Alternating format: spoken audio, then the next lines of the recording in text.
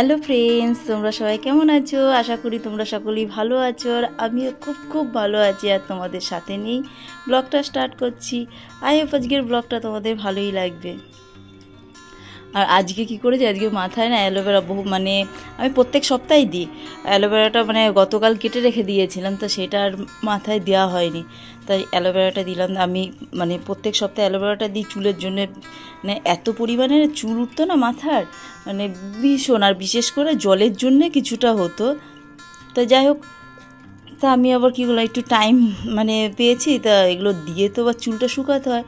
তা ওই জন্য মাথায় অ্যালোভেরা, পাতিলেবু এইগুলো সমস্ত কিছু দিয়ে টিয়ে তারপরে, আর তার মধ্যে কেউ যে যেরকম খুশি হলো, আমি চা পাতার লিকারটা দিয়েছিলাম। চা পাতার লিকার 3টে জিনিস, চা পাতার লিকার, অ্যালোভেরা আর পাতিলেবু, এই 3টে দিয়েই আবার যখন টাইম পাই তখন হয়তো আরও তার সাথে অনেক কিছু দিই। তো যাই হোক, আমি যখন শর্ট টাইমের মধ্যে তখন এই 3টে জিনিস মিক্স করে তারপরে চুলে দিলাম। দিয়ে সারাদিন চুলটাকে শুকিয়ে নিয়ে তারপরে মাথাটাকে ঘষে নিলাম। আর এত পরিমাণে চুল ওঠে তার কারণের জন্য, আর অ্যালোভেরাটা দিলে খুব ভালো, চুলের পক্ষে তো ভীষণ ভালো। আর এখন তো সত্যি কথা বলতে এখন মাথার চুলই নেই, আর বিশেষ করে চুল নেই বলেই চুল কেটে এখন ছোটো করে, আগে আরও চুল ছিল। তো এখন যতদিন যাচ্ছে কি বলবো, প্রচুর পরিমাণে মাথার চুল উঠছে, প্রচুর। আর টোটালটাই জলের কারণের জন্যই হচ্ছে। তো যাই হোক, কিছু করার নেই। তারপরে এই যে দেখো, মাথা ঘষে মাথা হেয়ার ডাই দিয়ে পুরো মাথার চুলগুলো শুকিয়ে নিলাম। আর এই যে ম্যাট্রিক্সের যে শ্যাম্পু, সিরাম, এগুলো সমস্ত কিছু মাথা ঘষেছিলাম, তো সমস্ত কিছু সব রেখে দিলাম জায়গা মতন। ভেজা ছিল তো, তাই এগুলো একবারে মুছে পরিষ্কার করে রেখে দিলাম।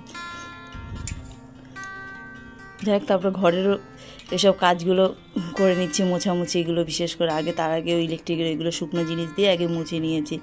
ভাবছিলাম অনেক দিন ধরে এগুলো কাজগুলো ধরবো, তা ওগুলো ধরাই হচ্ছিল না। তা যাই হোক, বোর্ড ঠোঁটগুলো এগুলো পরিষ্কার করে তা আসলাম। এদিকে দুদিকে ইলেকট্রিকের বোর্ড পরিষ্কার করা হলো, এইদিকে টিভির স্ক্রিনটা যেটা, ওটাও পরিষ্কার করে নিলাম। এগুলো টোটালটাই শুকনো, কলিং দিয়ে সব কিছু তো করা যায় না ইলেকট্রিকের জিনিস বিশেষ করে, তাই এগুলো শুকনো দিয়ে যতটা পারি।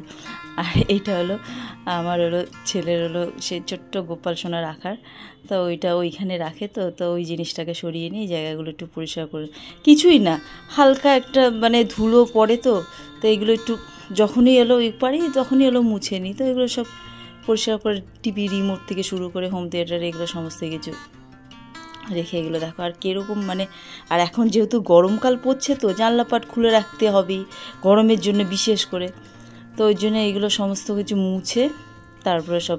আর এগুলো হয়তো ফুল ঝাড়ু দিয়েও অনেক সময় ঝাড় দিই, বা অনেক সময় এই যে কাপড়ের টুকরো, গেঞ্জির কাপড়ের টুকরো, এগুলো দিয়ে মুছে নিলে একদম সত্যি একদম পরিষ্কার হয়ে যায়। আর এই জানলাপাট খোলার জন্য এখন তো বিশেষ করে সব কিছুই ধুলোটা বেশি পরিমাণে পাওয়া যাবে, ঘরের এইসব। আর বোঝা যায় কীরকম বলো তো, হালকা ধুলো, মোবাইল রাখি হয়তো তার উপর হয়তো বোঝা যাচ্ছে। বিশেষ করে গ্যাস ওভেন, হয়তো সকালের দিকে রান্না করলাম বা দুপুরের দিকে রান্না করলাম, তখন দেখি হালকা এরকম ধুলো। তা সবসময় তো যতবারই রান্না দুবার করলে দুবারই সবসময় পরিষ্কার করে রাখি। তাও ধুলোর মধ্যে না, হয়তো অন্য সময় বাসনপত্র ধুয়ে রাখলাম, সেগুলো তখনও দেখলাম ধুলো, তখনও মুছে নিই। হয়তো রান্না করা নেই, কিন্তু তাও হাতের কাছে যখন যেটা পাই তখন সেটাই দিয়ে একদম পরিষ্কার করে নিই। আর সবসময় তো সব কিছু তো টাইম হয় না, সত্যি কথা বলতে ঘরেরও কাজ থাকে। আর আজকে বিশেষ করে সারাদিন আমি আমার মাথার চুলের পিছনেই টাইম দিয়েছি। ঘরে আগে সমস্ত কিছু কাজগুলো সব সেরে নিয়ে তারপরে মাথা চুল। আর অনেক দিন ধরেই ভাবছি, আর আমি যেহেতু সপ্তাহে একদিন করে মাথায় আমি অ্যালোভেরা দিই। হ্যাঁ, আবার যখন টাইম পাই না তখন হয়তো 10-15 দিন বাদে দিই, কিন্তু সপ্তাহে একদিন করে দিই। আর যেহেতু দেখো বাড়ির গাছে যখন খুশি অ্যালোভেরা কাটলাম, কেটে কি সঙ্গে সঙ্গে দেওয়া যায় না। বিশেষ করে ওই অ্যালোভেরার যে কষটা বলে খুব মারাত্মক, তো ওই কষটা একটু বেরিয়ে যায়, তারপরে আমি অ্যালোভেরাটা ব্যবহার করি। আর অ্যালোভেরাটা প্রত্যেকটাই মানুষের চুলের পক্ষে, তারপরে অ্যালোভেরা জেলটা সেটা মুখের পক্ষে খুব ভালো, ফেসিয়ালের পক্ষে। তা আমার গাছে আছে, আমার জন্য কোনো অসুবিধা হয় না। আর যেহেতু আর ওই যে কী বললাম, ফুল গাছ, এই গাছ, এগুলো যতটা পারি ততটা লাগিয়ে রাখি। চারা গাছ এখন প্রচুর হচ্ছে পরিমাণে, বিভিন্ন ফুল গাছের চারা যাই হোক, ব্লগটা আর বেশি একটা বড় করলাম না। আর ব্লগটা যদি তোমাদের ভালো লাগে তাহলে লাইক, শেয়ার, সাবস্ক্রাইব অবশ্যই করো।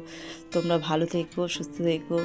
Good bye. আর দেখা হচ্ছে নতুন একটা ব্লগের সাথে।